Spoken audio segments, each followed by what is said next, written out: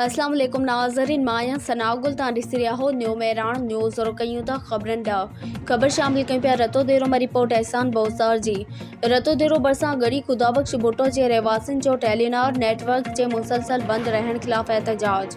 गढ़ी खुदाबख्श भुट्टो में Telenor tower हूंदे बि नेटवर्क जे मुसलसल बंदि रहण ख़िलाफ़ गढ़ी खुदाबख्श जे रहवासियुनि अब्दुल कदीर, वफ़ा, अज़ान, तौफ़ीक, रफ़ीक, आबिद अली, मोहसिन, ज़ामिन अली ऐं ॿियनि एहतजाज कंदे इहो इल्ज़ाम हयो त गढ़ी खुदाबख्श में टेलीनॉर जे नेटवर्क जो वॾो आज़ार आहे।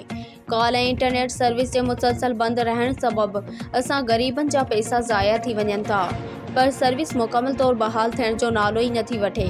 इहो नेटवर्क जो आज़ार काफ़ी महीननि खां हली रहियो आहे ऐं टेलीनॉर कंपनी इंतज़ामिया इहो मसलो मुकमल तौर ते हल नथी करे, जंहिं करे असां रहवासी एहतजाज करे रहिया आहियूं।